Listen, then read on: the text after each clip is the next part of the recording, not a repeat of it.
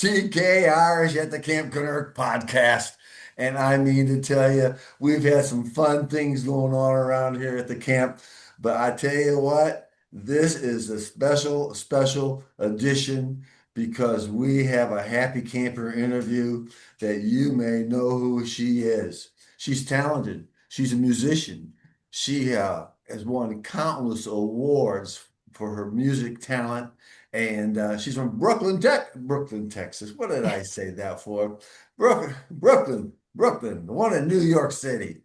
So I always get so confused when I get so excited because Karen Bella is here today, and I just wanted to give you a little outline of how talented she is. She was 9 years old when she started doing her recording sessions. Nine. I mean, I was barely able to play Little League at 9 years old. And here's a young lady that has gone head on into the competitive world of entertainment and music and has won countless awards, whether it's in the folk music industry, with classic, pop, uh, you name it, she's there. And we were just so excited. And Doug, the neighbor, has known her for quite a while. So, Doug, let's give us the 911 on this. TK, so good to see you again. And you're absolutely correct. And she is really cute. And I didn't know that you were stalking her by finding out she was 9 years old when she picked up the guitar and started singing. So I'm very, very happy that you know what to do is just say hello to Karen and bring her into the Camp Kennerk podcast as a happy camper. Karen, glad to have Glad you to here. be here. TK, I told you she was cute. Aw. Look at Douglas. How many times have I told you in these happy camper interviews not to embarrass our guest? She's embarrassed. I can tell. Oh, I'm not. Oh, because I'm blushing? Yes. She's blushing. Well, TK, when I prompted her about what we're doing, I told her that it's mayhem and she will be embarrassed, and she said, "Okay." So it's out of my hands. She knew what she was getting into. you know.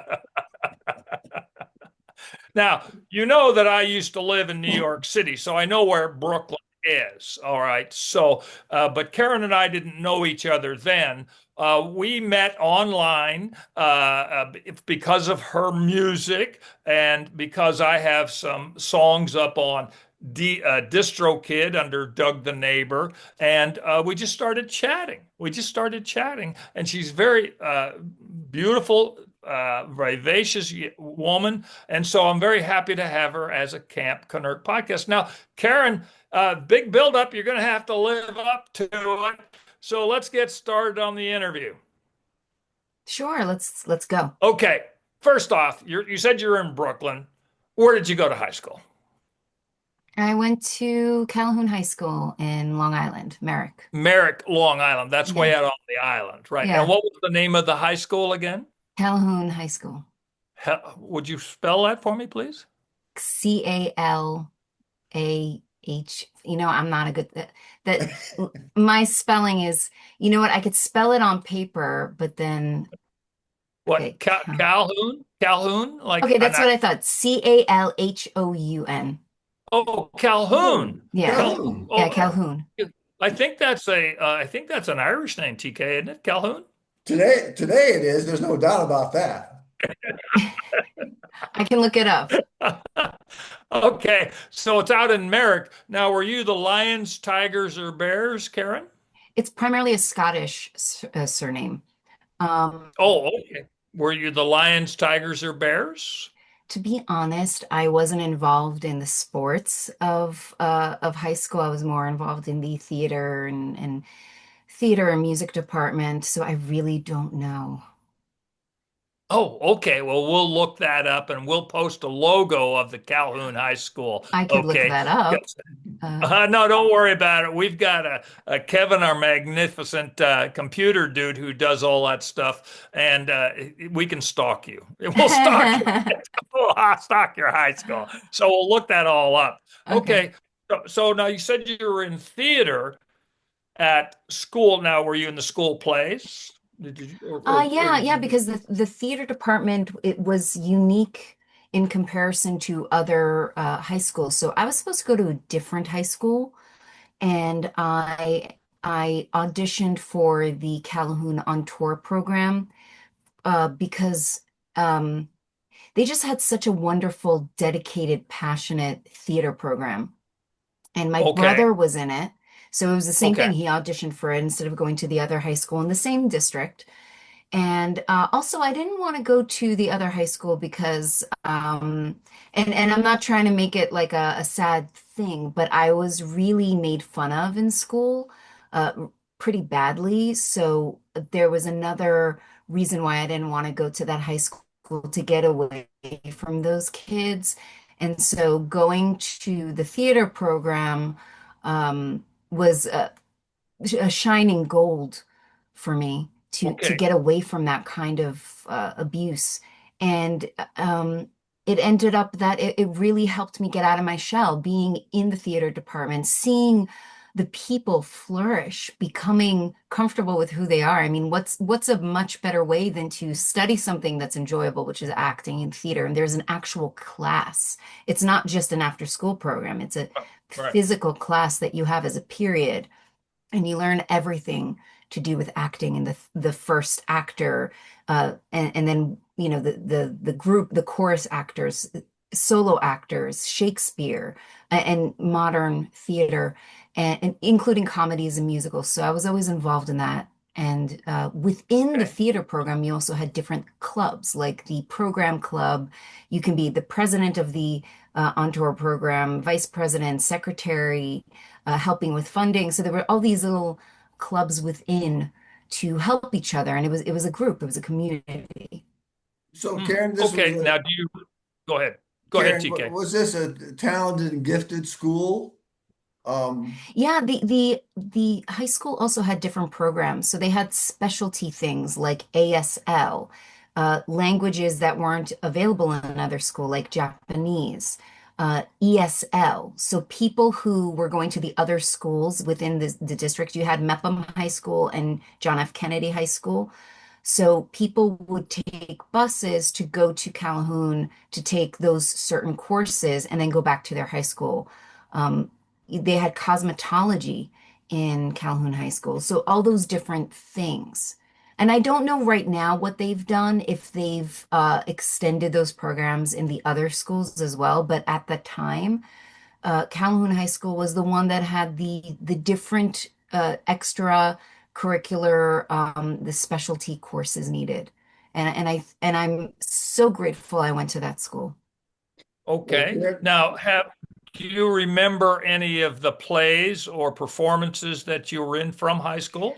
Let me see what I can remember. We did musicals. We did Sweet Charity. Okay. We did Grease. I wasn't in that one. What? I was in ninth grade. I didn't get in, which is fine. We did Follies. Okay. And I don't remember the other one. I know we did Playing for Time, which was written by Arthur Miller. We did different Shakespeare productions like Merchant of Venice, Comedy of Okay. Errors. Gosh, what else? I'm just not Well, remembering everything, but we did yeah. a lot of that's different plays like that. all Well, right. Karen, So, Karen, you've had a lot of experience in performance, whether it's music or stage. And the one question I have, this is riveting. If you don't want to answer it, that's okay. Sure. What's the most embarrassing situation happened to you when you were performing? And what's the most embarrassing? I Um, told you, Karen, I told you. I just gotta think what the most embarrassing thing was. I don't think I've had an embarrassing. moment, because when you go on stage, you kind of you're bearing yourself completely, not just as a singer, but also as an actor. And you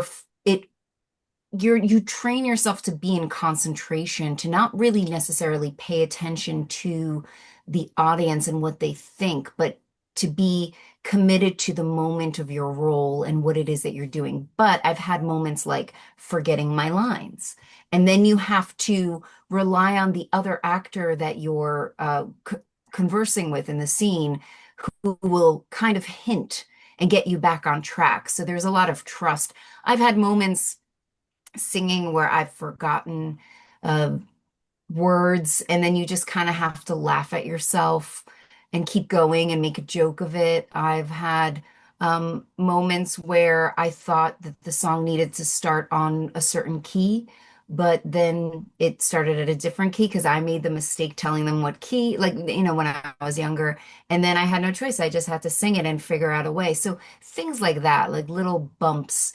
But those are all learning experiences. I've never had something horrific like, I wore my pants inside out, but it was noticeable, and then you see like the pockets sticking out, like nothing like that. Well, Wardrobe malfunction. Yeah. No wardrobe malfunctions. Yes, but a sign of a true professional to recover. Everyone forgets that goes up on their lines. Everyone misses a cue, blah, blah, blah. Yeah. But recovered. So sign of a true professional. Now, very interesting because you did Arthur Miller and you did Grease and you did Shakespeare. So there's a nice gamut right there that you. May I just say something now that you mentioned Shakespeare, because I mentioned it before?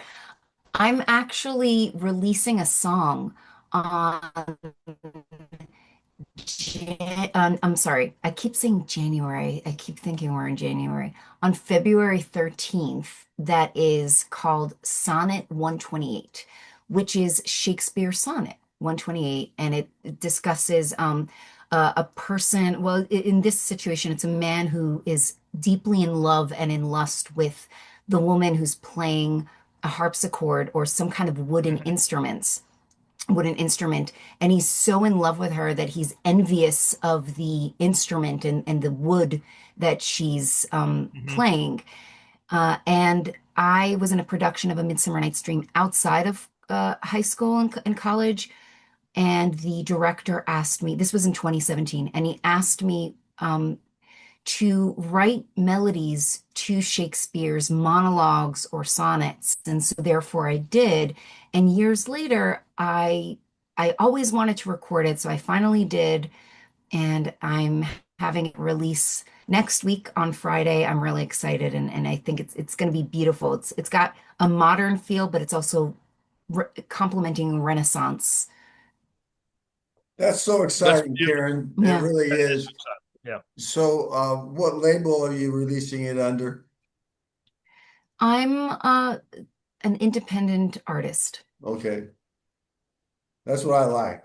Don't let anybody push you around, right, Karen? You're in charge. Don't let those bullies. Well, you push yourself around and you also get advice from people. Yeah, Mhm. yeah. Yeah. Now, Karen, you mentioned college. Where did you go to college? Five Towns College. Five Towns? Five Towns College. And where is that in Long Island? Dix Hills. And Dix Hills. Okay. Yes. And your theater major continued on in college? I did not take theater in college. I studied jazz commercial music with a concentration of songwriting and composing. Oh, okay. All right. So, and that's why you're able to uh, take Shakespeare's sonnet and turn it into music because of lessons you learned in college. Very You admirable. definitely learn so much when you study music. The gift of songwriting is something that you are born with, Yes. but um, you also have to practice, and it's good to have some kind of musical knowledge and some kind of harmony training and ear training to take the skill that you're born with and improve it. And I was told, I don't remember who said this to me, but it was recommended, don't learn things so strictly that you don't break the rules because you got to break the rules sometimes in music so that you can think outside the box. Yes, wise words. Very wise Yeah. words. And I wish I remember who said that to me, and I don't. Well, Okay, Karen, so now go ahead, TK. uh, here's the philosophy at Camp Kennerk when we run into situations where we don't remember who tells us something, we just make it up. We just say, Yeah. "Oh, John the Milkman told me this." So then that John the Milkman So gets some yeah, credit for John the me. Milkman, he told me that. He's he's the brains around here. Yes, yes. So now you're finished college and you're a pro at writing songs, putting harmony to Shakespeare. I mean that is really impressive. So what are you doing now? How are you promoting your career now? Now I'm doing it differently than I have done in the past. I'm doing it by myself. So I'm promoting it on social media and wherever it is that I'm performing, whether it's a cover gig or my own music, I'm talking about it. The reason why I'm not really spending money on PR because A, it's incredibly expensive to hire someone to do some promotion for you, get some articles out there because the articles that a lot of the PR folks get, it whatever you can afford as an indie artist, they're going to get some publication. But in my experience, it was things that I've never heard of. It's not like I'm going to get a publication in Rolling Stone. You want a publication in Rolling Stone, you're going to spend thousands and thousands, like 10,000, 20,000 for an article, unless they reach out to you and they go, "We want to write an article about you." And that's just how it works. So, but the good thing about having spent money on PR is that it taught me how things work. And it looks nice on paper when you say, "Oh, all these publications have been done." But right now, you have to be really smart where you put your money in and what you can do on your own.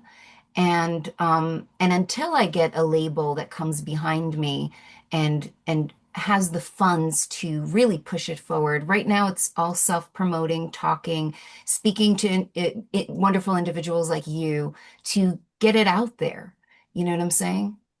Karen, Yes, and you- also with TK has spent his entire life in marketing and promotion, and I'm full of Texas charm, so I know all about promotion. But the social media has transformed many businesses and people like yourself into an influencer, a music influencer. Yeah, So your decision to watch your pennies and how you spend your money and your ability to do good Instagram things and TikTok things. yeah. You're winning the game, Karen.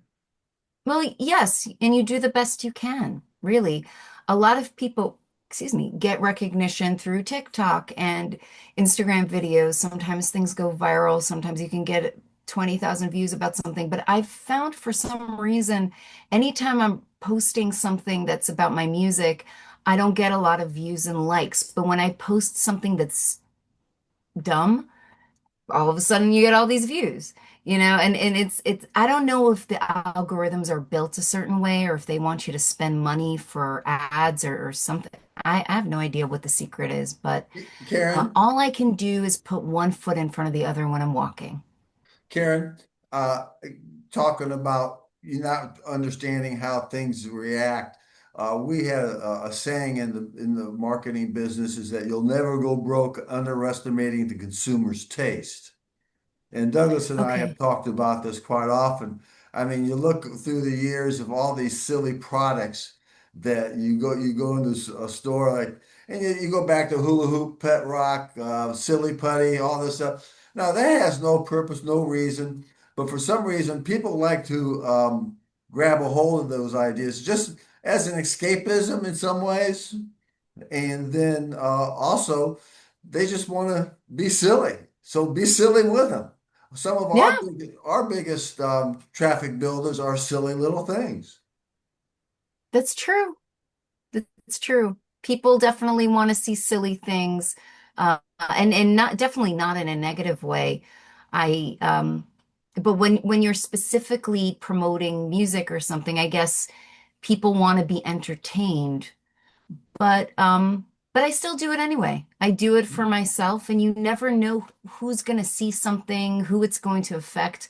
I guess if you have a positive effect on one person, if one person listens to a song, your song, and that's all that it gets to, and you affect them in a positive way, I did my job. Well, when you go through Well, the social media platforms, it has a lot more longevity than an article in a magazine Y- because it's It out there can, yes. forever. It can. Yeah. now on that note of silly, last night I was watching the Korean song Gangnam Style. Gangnam Style. Yeah, I It's remember that. yeah, it's at 5 billion views on Isn't that YouTube. amazing? And then and after that, I was watching Macarena, Yeah. the Los Bravos. And I kept wondering about who are these guys, this, they call themselves Rio Bravos or something like that.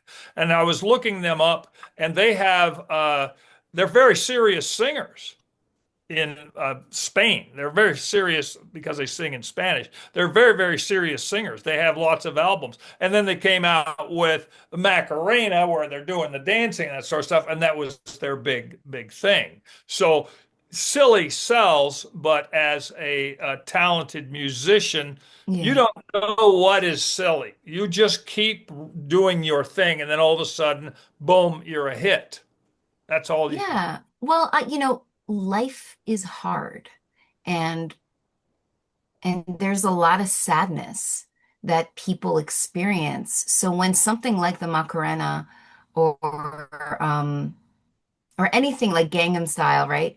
So if I pronounce any of those names right, people want to be lifted and they want to laugh. Of course, things like songs like that are going to be successful and they should. Um, Well, that's the premise of the Camp Kennerk podcast. We be funny. Yeah, That's yeah, our motto. We be absolutely. funny. People Yeah, want upbeat, people want fun. Um, and that's wonderful and that's okay. yeah, yeah. Now, give us an example of where you go play. You're in Long Island. You're in Brooklyn, but you've sung a lot. You do a lot of stuff in Long Island. Yes. Also performed at the in New York City, but your majority of your stuff is out in Long Island. Where would you play? Name a I couple play of. in a lot of different bars, restaurants, music venues, nursing homes, private parties, uh, all over. I can't think of all the names of all the places, but they're throughout all over Long Island. Oh, okay. So where are you playing this weekend? You know. This weekend, I'm not having any public shows. Oh, okay. So like for example, tonight I'm playing in a country club Oh, in okay. What's the name of the in country club? the New York Athletic Club, right Oh, across the street from um God, what is it? Central Park and around the corner from Carnegie Hall. oh, I've had drinks there. It's a Yeah, beautiful, beautiful it's place. a wonderful area where That's very they prestigious. have all the horses and carriages, which Yes. I hope they're not having them do anything because it's so cold outside. But Yeah. yeah, and it's a very wealthy area. It's a beautiful area. So tonight I'm performing for people who are in the lounge, and then tomorrow I'm playing at a private party. So Okay. I'm Now, making a living where doing. where is this private party? I'm trying to get distances that you travel. You live in Brooklyn. I Uh, think that the private party tomorrow is in Patchogue. I have to double check the oh, okay. location. Okay. But I travel wherever I can travel. You know what I'm saying? Like sometimes I do a winery in Rhode Island. Yes. So Yes. if something is worth my time, I like going there. I get treated well. I will happily drive. Okay. Now that means, do you have a pal who books you, or you have to spend a lot of time booking yourself? So sometimes it's Okay. self-booking and I speak with the place or the venue myself, and sometimes I work with people who do Yeah. the booking, and sometimes they take a commission, and sometimes the places that they work with they pay the booker. Oh, I see. But it's Mhm. basically sounds like you're in the business, you're doing your hustling, and you're getting after it. Yeah, I'm Yeah. freelancing. So this is a self-employed freelancing work, just like if I were in film and television, there's a lot of freelancers. Yes. Yes. Now, I um, you you have sang the national anthem. Hmm. And Yeah. in New York City, you have the Yankees that play 81 games, the Mets who play 81 games. You got the Knicks and the Nets and the Islanders and the what's with the Rangers. So you have all these sports venues uh, Yeah. that have to have a someone sing the national anthem. Now, Yes. you have sang the national anthem. Where have you sang it? So Where I've sung the national anthem a couple of times for the monster truck shows, oh, which okay. which is it's a little comical because I've never been to a monster truck show Yeah. before. And so it was kind of exciting to see all the huge trucks and how people are excited about it. But I've sung in Bridgeport, Connecticut at the venue there, and then I got a much bigger opportunity at the uh, UBS Arena. Okay. And that was exciting because that's a big place. That's where the Islanders play. Okay. And I sang there. Um and I just remember being super nervous. My fingers got all stiff and I couldn't move them. I was in front of a camera but facing away from the audience. And what they would do is they would have my picture of, the video of me singing, but then they would move the camera to different shots of the people standing with their hands on their heart and the audience singing along. So It's you made the Jumbotron. the Jumbotron. That's And the cool. delay is so significant between when you're singing and when you're hearing that it was literally like a 1 or 2 second delay. So I didn't know if my voice was on pitch or not. So I had to sing it super slow.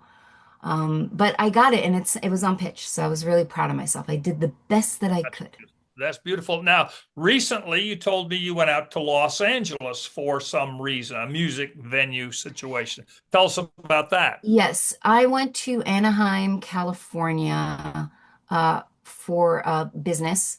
I went to the NAM convention, which is the National Association of Music Merchants. Since Okay. I am an Elixir Strings artist and a Fishman amp artist, and also I have a nice relationship with Yamaha. I used to be a Yamaha guitar ambassador, which ended in 2024, I believe. So I go there to maintain the relationships with those companies who have been absolutely wonderful, and also to network with other musicians. So I went there, and then I got stuck there because of the snowstorm in the Northeast that we had, which went all the way from I think Texas to. Yes. Oh, yeah. Oh, Yeah, yeah. yeah, it went I, all throughout. So I had to stay in tropical weather for a couple of days. well, we And wish you were here because it's 75 degrees here. We're loving it. oh well, lucky you. Yeah, Karen, yeah, yeah. Karen, I got a quick question for you here. You know, this is you may think it's sort of silly, but it's very serious here at Camp Kennerk. Mhm. We have a national food of Camp Kennerk, and it's called popcorn. Yeah. And the reason why we do this is because I grew up on a farm in Indiana, and we grew popcorn. Now, it wasn't Hmm. just popcorn, it was Jiffy Pop popcorn. Oh wow. So here's the question. You take as long as you like to answer it, to think about it. Mhm. How do you cook your popcorn? Do you do it on stovetop? You do it in the microwave? Do you buy it in the bag at the supermarket? I've done both. So living in my childhood home, I would use the microwave to make popcorn. then when I lived in Israel with my parents for a short period of time, I would do it on the gas stove. So I would put I think I used olive oil because that was the oil we had. And then I would put the corn pebbles, kibbles, whatever it's the correct term is. And it tasted the best. And I realized doing it on the stove is the way to do it. But if you have no choice, use a microwave. I actually haven't had a microwave in any of the apartments that I'm in, including the current one, for over 5 or 6 years because the places didn't have a microwave, and I didn't want to get one because I I know that when you cook or reheat your food on the stove or in a toaster oven, it tastes so much better. You're right. So You're so right. Now here's a little popcorn trivia. on the stove. Okay, here's a Right. little trivia. Um, because I know this question is going to come up to you sometime in your life, Yeah. is that how high, if you take the lid off the popcorn while it's popping, how high do you think a kernel of popcorn when it pops could fly? Well, I mean, how much wood can a woodchuck chuck if a woodchuck would chuck wood? Okay, you're such a smarty pants.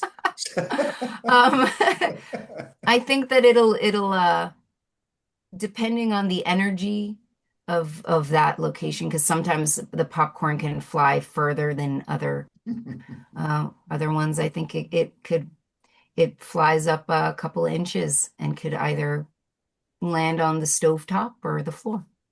They recorded popcorn could fly 3 feet in the air. No way! I thought it was inches. Okay. So here's the deal. Some time ago, we had a party here for making popcorn, and everyone's carrying on, and we had this big kettle of popcorn popping, and someone decided they wanted to see what popcorn looked like when it was popping, so they took the lid off. And it just Blue, yes, exactly. I found popcorn in every crevice of the house, but that's how we got that idea. So when you may be on Jeopardy sometime, and they may ask you that okay. question. So be prepared, young lady. All right, thanks. Okay, Karen, I one last question, then we have a Sure. small gift for you for your Oh, participation here in the Camp Kennerk podcast. What message would you give young people who are interested in a music career and following a successful path like you have? What would you tell a high school class, a nephew, a niece? What would you tell them? I would tell them it's one of the most beautiful, rewarding career paths you can take, but also as equally one of the most difficult career paths you can take. And you have to do it because it's your entire essence. Um, when you go down a career path of creativity, whether it's music, acting, physical art, behind the scenes, in front of the scenes, it's a passion. And when you're passionate about something, you have the motivation behind it. And when you're motivated, nothing is going to stop you. Very wise Yeah. words, Karen. Very, very wise words Mm. that will be shared on the Camp Kennerk Yeah. podcast. And we have a small gift for you. Every year I do a charity event called the Top of Possum Trot Flipper Walk, where Oh, yes, I remember you telling me about that. yeah, where we walk up Possum Trot and those two vicious hills to the top of Possum Trot, 560 feet above sea level for benefiting Dell Children's Cancer Fund. And this year it's on June 13th, Saturday, June 13th.